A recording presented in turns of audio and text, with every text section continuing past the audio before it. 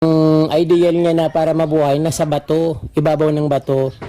So kaya dito sa amin, sa mga gilid ng sapa, maraming bigonya.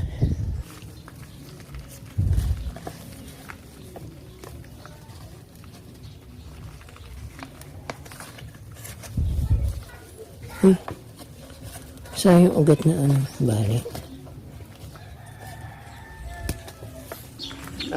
Rainforest at Ameliloni. Ayan po. Ito yung ano, special plant ko dito. So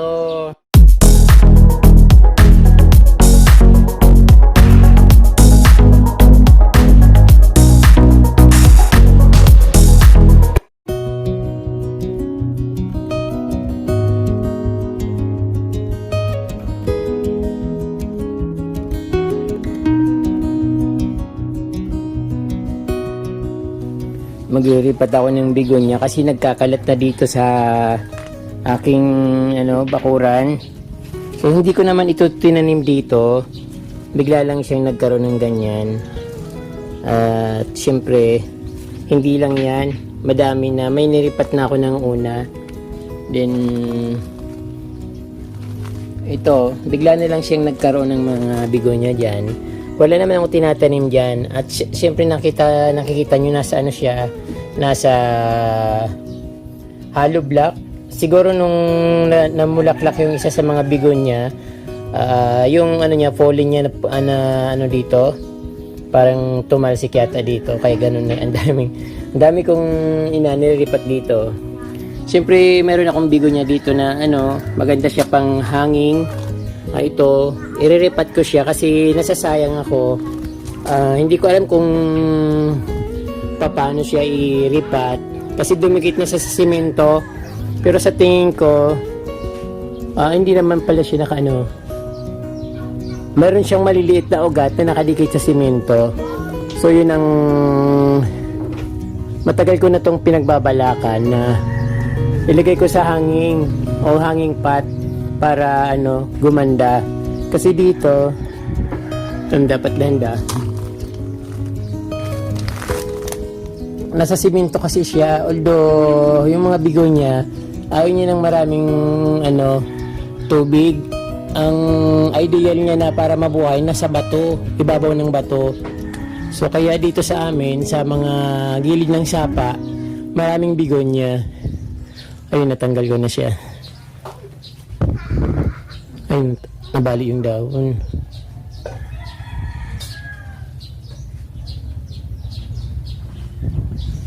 Meron na siyang maliliit na ugat. Pero matagal ko na itong itinanim dito. Hindi lang siguro mahigit na 1 taon to dito. So ililipat ko siya ng lalagyan para maging maganda yung kalagayan niya.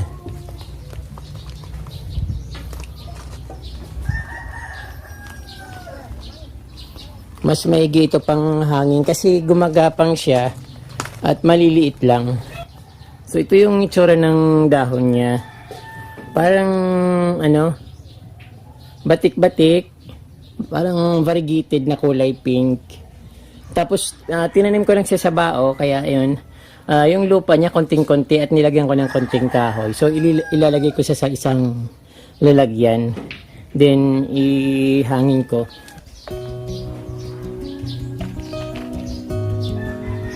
Lalagyan ko ng mga dahon. Tinanong ko to, pinagunting-gunting ko kasi laging may nahulog na dahon dito. Ang pataba rin to pag nabulok.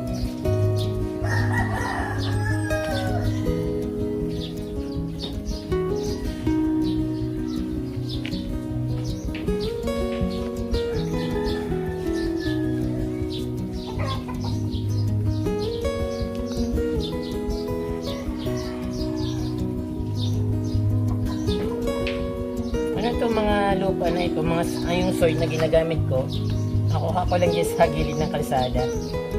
Walang special dito sa soil na ito.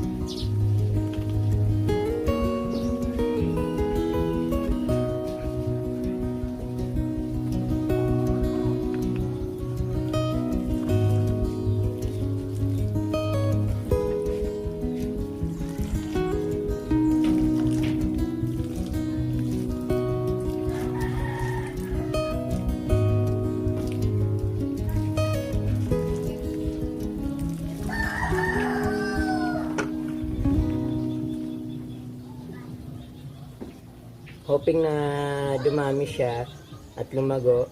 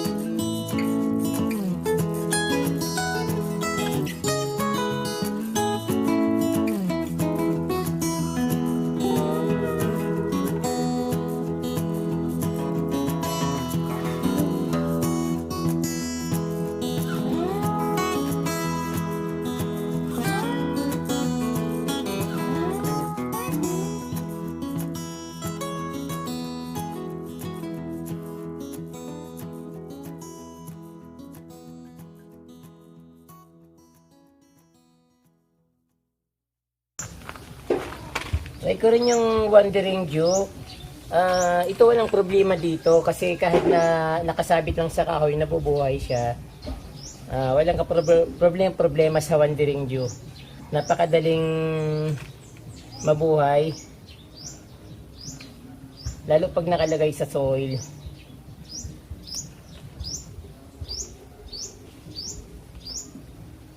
May mga ugat na nga. So binunot ko to dyan sa gilid.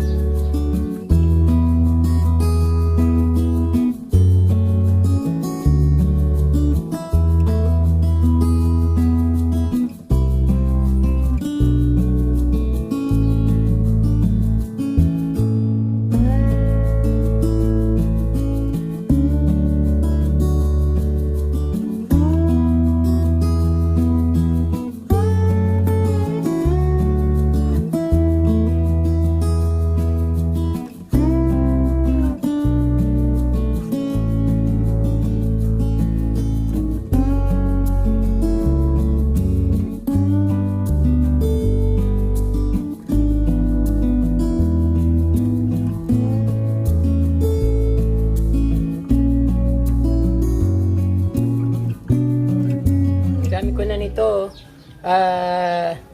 galing to sa Manila sa friend ko. Hindi ko lang kabisado pangalan nito.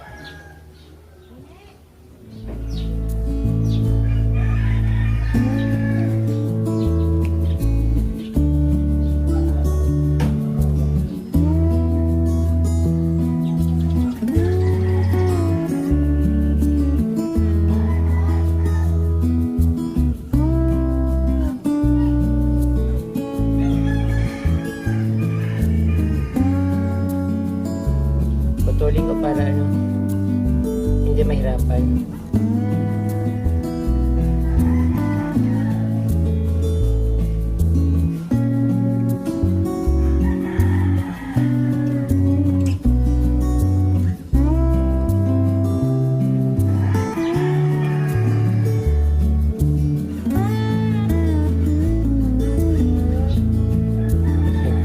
Dami na.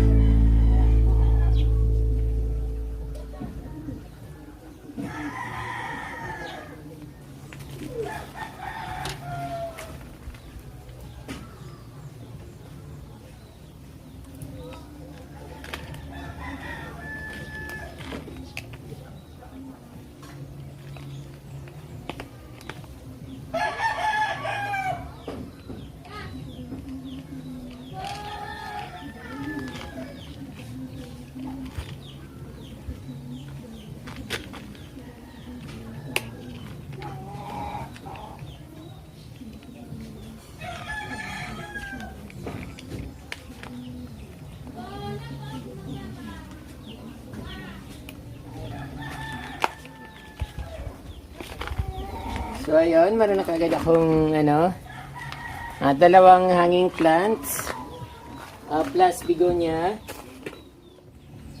Ililipat ko na rin po ng lalagyan yung mililoni ko kasi masyadong maliit yung lalagyan niya at umaapaw na yung mga ugat para medyo bumilis rin yung paglaki niya.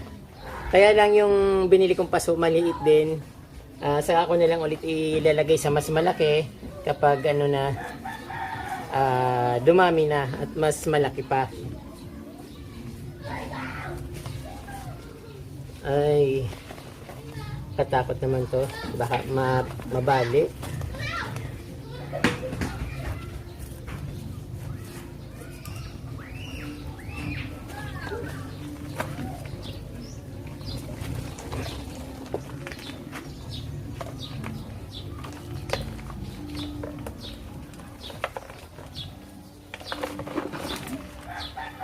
Ayun, mas malaki na yung ano, paso niya.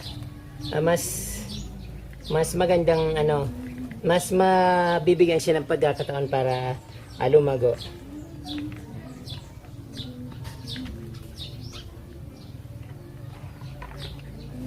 Kaya lang parang lalim. Dapat nilagyan ko muna ng mga ano sa ilalim, lupa.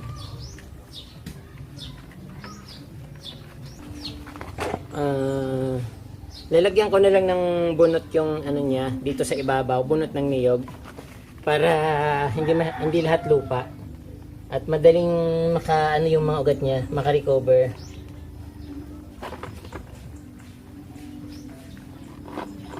Then ito yung rainforest, ganun din.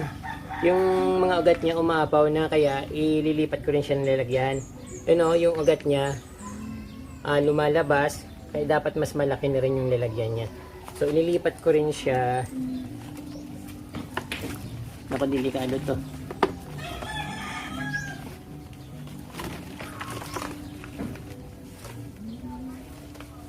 Simula nung binigay ito sa akin, hindi ko siya inaalis sa lalagyan niya.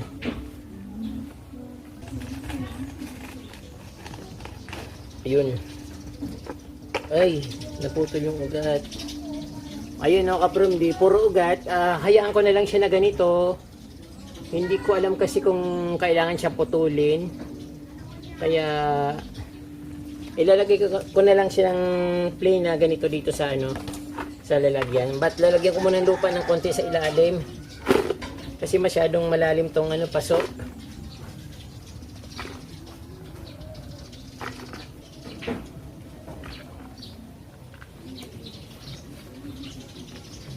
So ayun, tamang-tama.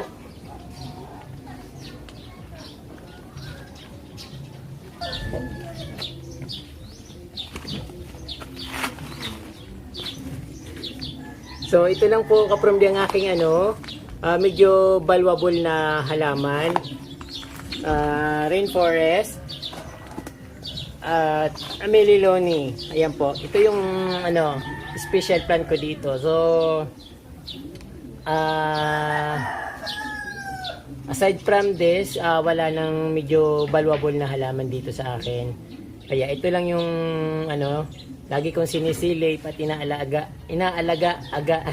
inaalagaan. So ayun. Medyo lumalaki na siya. Ay, ang bigat.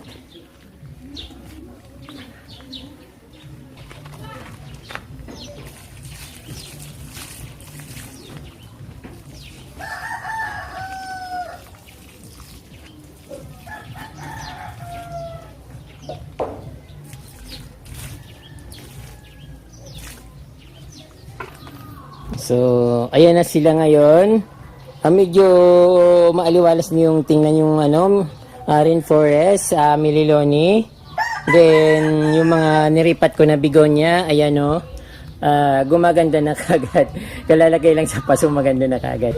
Tumubo siya kasi nagtatanim ako ng mga bigonya doon sa gilid. So, hindi ko alam na marami na palang nalalagas na dahon na tumutubo rin doon sa gilid ng kubo. Then, ito yung bago kong ano, hanging plants. Wandering Jew, Begonia. Then, yung isa hindi ko alam eh. Parang nasa ano ko na yung dila ko yung ano niya, pangalan niya. Then, ito, Begonia na puti. Ayan. Tapos yung mga ano, naripat ko na yung mga halaman na pula.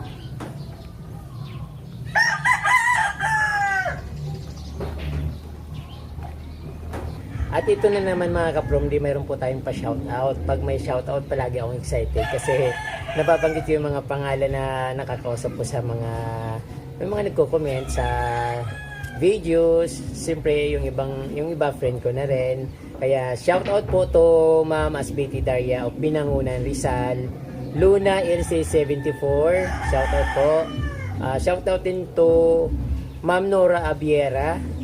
Sally Solimen Javier of San Andres Bukid. Shoutout po kay Joey Butalid at kay Ma'am Wilma Buen Consejo of Tabaco City. Parang yayamanin nito si Ma'am Wilma Buen Consejo. Yung apelyido niya kasi parang narinig ko sa mga pelikula na mayayaman. At ito, March 3 po ngayon at meron akong kaibigan na nagsiselebrate ng kanyang birthday. Si Angelito Daguop, matagal ko na po siyang friend, almost siguro mga 25 years na kami magkaibigan, pero hindi na rin kami nakikitang matagal na since 2002 yata nung nakatira pa ako sa Bulacan. Last ko siyang nakita. So 20 years ago na. So mostly mga kaibigan ko hindi ko na nakikita. Yung mga tropa pipes ko nung nag-aaral ako. So, happy birthday to my friend Angelito Daguop. Manager po siya ng Avon. Diyan sa Tongko, San Jose del Monte, Bulacan. Kung gusto nyo mag-order ng Avon, punta lang po kayo sa San Jose del Monte, Tongko, sa market po yata ito. Pero hindi ko sigurado kung nandun pa si Lito Daguop na friend ko sa Tongko. So, happy birthday sa ating friend. Ayan po, sana mag-enjoy ka at more birthday to comes. Alam kong marami ka rin tinutulungan at sana na-enjoy mo rin yung life mo hanggang ngayon. Katulad ko, na-enjoy ko yung life ko kasi meron ako mga alaga. Alam kong marami ka rin alaga dyan eh. Ayun po mga ka-Promdi, maraming po salamat sa inyong panunood at sana nagustuhan yung aking munting plant repotting dito sa aking munting nursery dito sa likod ng kubo. Maraming po salamat. Pag hindi pa po kayo nakasubscribe, sana po mag-subscribe na po kayo at huwag niyo pong kalimutan na pindutin po yung notification bell para updated po kayo sa aking mga bagong post na videos. Ayun po, maraming po salamat ulit. Diyos mabalos.